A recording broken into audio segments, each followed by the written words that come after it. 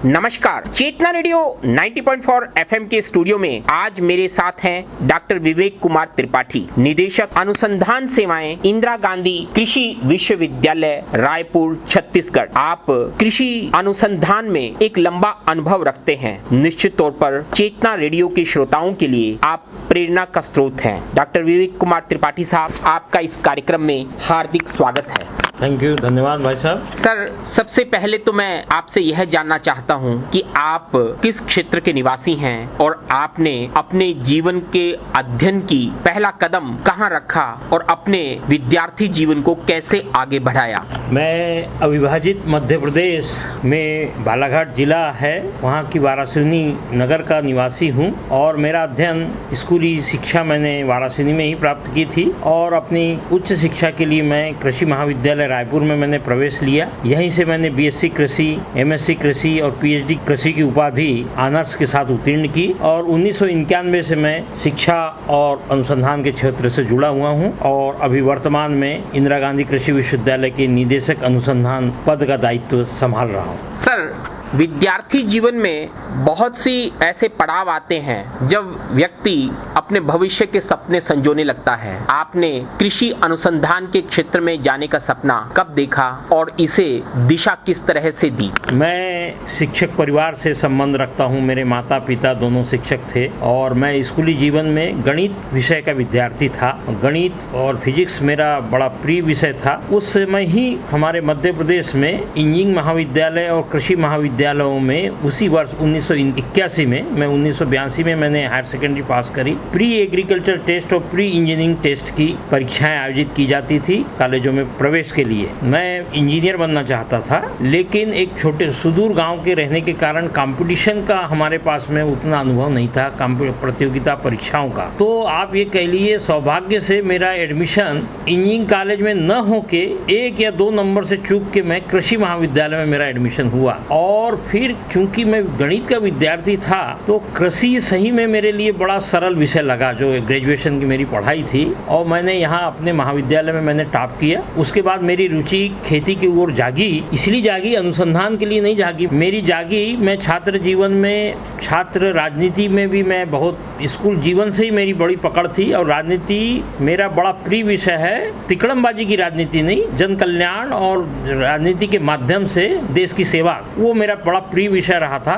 मैं बचपन से 5-10 अखबार पढ़ता था, राजनीतिक पत्रिकाएं पढ़ता था। महाविद्यालय में आने के बाद भी मेरा वो शौक रहा। मैं 2 बार कृषि महाविद्यालय रायपुर का छात्र संघ अध्यक्ष रहा। एक बार मैं चुनाव जीतकर बना और दूसरी बार मैं मेरिट के आधार पर बना। तो मैंने कृषि को, मेरा कृषि के प्रति बहुत लगाव फिर बाद में बढ़ गया, किसान कल्याण के नाम से। ये एक महत्वपूर्ण विषय है। यदि मैं राजनीति में नहीं भी जाऊं तो अपने अध्ययन के द्वारा अपना जीवन यापन करते हुए मैं किसानों के लिए बहुत काम कर सकता हूं और फिर उसके बाद मैंने मुड़ के नहीं देखा। पिछले 30 वर्षों में लगातार ईश्वर की कृपा से अवसर काम करने के मिलते रहे। विश्वविद्यालय ने अवसर दिया। अपना जीवन यापन नौकरी करते, धन अर्जन करते हुए भी मैं मानव सेवा में, किसानों की सेवा में लगा हुआ हूँ। सर, आपने उस दौर की बात कही जब इंजीनियरिंग में प्रवेश लेना बहुत टेढ़ी खीर थी, क्योंकि इस संपूर्ण देश में उस समय इंजीनियरिंग के महाविद्यालयों की कमी थी और सीटों का अभाव था। मैं ये बात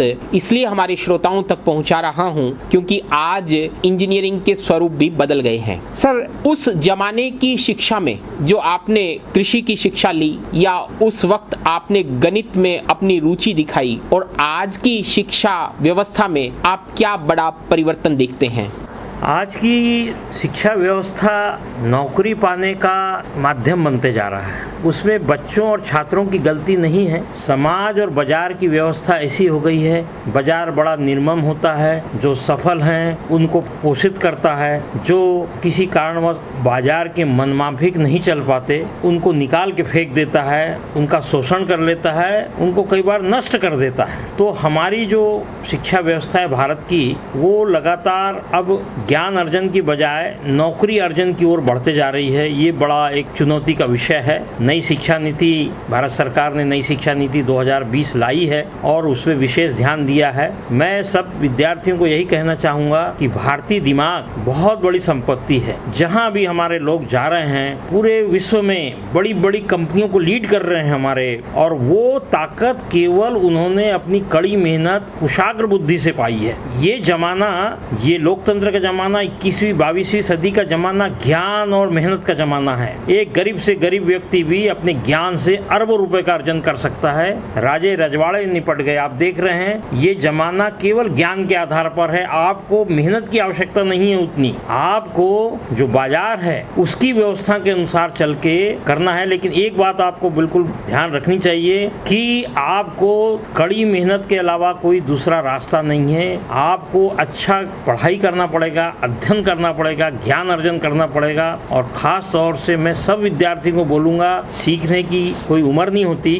भाषा पे और गणित पे आपका विशेष ध्यान और आपकी विशेष योग्यता रहनी चाहिए, चाहे आप किसी भी क्षेत्र में काम कर रहे हो। अभी नई शिक्षा नीति में भी फिर से उसी बात पे जोर दिया गया है। जो बच्चे 12वीं क्लास तक या ग्रेजुएशन तक के गणित में और अपने भाषा पे अच्छे पकड़ रखते थे, वो विश्व के हर कोने पे सफलता के झंडे गाड़ रहे हैं। भाषा आपको कम्युनिकेशन का, संपर्क का, संचार का माध्यम देती है, और गणित आपके दिमाग को एनालिटिकल कैपेसिटी आपकी बढ़ाता है। किसी भी समस्या को समझ के उसका परीक्षण करके उसमें क्या महत्वपूर्ण निर्णय लिए जा सकते हैं, क्या मेरिटोरियस निर्णय लिए जाते हैं, वो समझ गणित देता है। इसीलिए मैं सभी को आज भी कहूंगा, उम्र आपकी कितनी भी हो, अपने गणित को मजबूत कीजिए। अपने दिमाग को परिस्थितियों के अनुसार ढालने के लिए, अपनी एनालिटिकल कैपेसिटी को बढ़ाने के लिए भाषा और गणित पे विशेष ध्यान दें।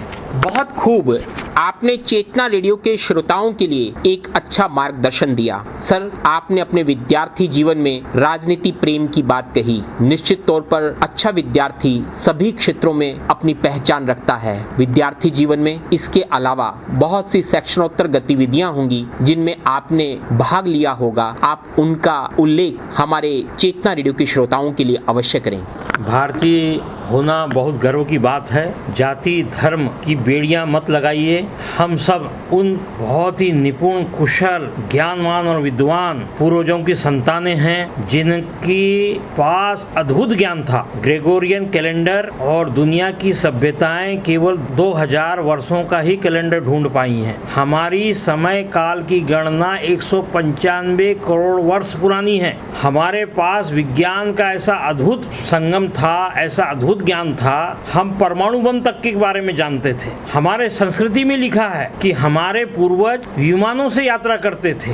बीच के कुछ वर्षों में हमने अपने गौरव को खो दिया है। उस गौरव को पुनः प्राप्त करने की आवश्यकता है। वो प्राप्त होगा कड़ी मेहनत, गहन अध्ययन से। तो आप हमेशा ध्यान रखें कि आप श्रेष्ठतम जाति हैं, आप श्रेष्ठतम वर्ग से संबंध रखते हैं, भारतीय विश्व के गुरु हैं, और आप अपनी पुरानी सांस्कृतिक परंपराओं को ध्यान दीजिए। और हमेशा ये ध्यान रखिए कि आप किन की संतानें हैं। वो श्रेष्ठतम व्यक्तियों की संतानें हैं, और पुनः अपनी श्रेष्ठता से आप पूरे मानव जाति, पूरे विश्व का कल्याण कर सकते हैं। ऐसा मन में संकल्प लेते हुए पूरी मानव जाति और पूरे विश्व के कल्याण के लिए, आप पूरे ब्रह्मांड के कल्याण के लिए कार्य करें। ऐसा ही मेरा सबसे आग्रह रहेगा। सर, जीवन में सफलता के पीछे कुछ लोगों का हाथ होता है, चाहे वह परिवार के सदस्य हों, चाहे मित्र हों, चाहे गुरु हों। आप इस संबंध में किसे याद करना चाहेंगे? इसमें कोई शक नहीं।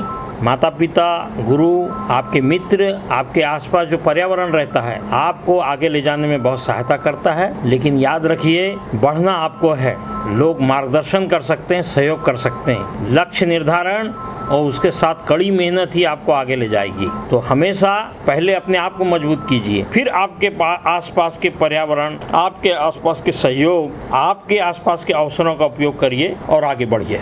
सर, समय की अवधि परिसीमा है, लेकिन एक रोचक सवाल जो आपके इस साक्षात्कार से निकल कर आया, जब आप सेवा से मुक्त हो जाएंगे एक नियमित प्रक्रिया के बाद, उसके बाद क्या आपके उस राजनीतिक कौशल का लाभ समाज को, राजनीतिक व्यक्ति के रूप में मिलेगा या एक गैर सरकारी स्वैच्छिक सामाजिक संगठनों के प्रतिनिधि के रूप में मिलेगा? नहीं, राजनीतिक तो नहीं, मैं सेवा का काम कभी बंद करने वाला नहीं हूँ और मेरे प्लान अभी से भी निर्धारित हैं। समय शासकीय सेवा में बहुत 15 घंटे लगातार अभी काम करके उसके बाद भी जो समय बच रहा है उसमें समाज सेवा का कार्य जारी है, उसके विभिन्न आयाम हैं और शासकीय सेवानिवृत्ति के बाद भी ये जारी रहेगा। ऐसा भगवान ईश्वर मुझे स्वस्थ रखे। तो पूरे प्लान मेरे बने हुए हैं और उसी पे मैं आगे बढ़ूंगा। Thank you very much. निश्चित तौर पर वो जो परिकल्पनाएं हैं आपकी वो यथार्थ में बदलेंगी तो मुझे पुनः आपसे बात करने का अवसर मिलेगा। चेतना रेडियो के श्रोताओं से आपको मुखातिब करने का अवसर मिलेगा। आपसे बातचीत कर बहुत अच्छा लगा। मैं समझता हूँ आपकी बातचीत चेतना रेडियो के श्रोताओं को पसंद आएगी और उनके लिए प्रेरणा का स्रोत भी बनेगी। आपका चेतना रेडियो के श्रोताओं से मुखातिब होने के लिए बहुत बहुत धन्यवाद। Thank you sir, thank you.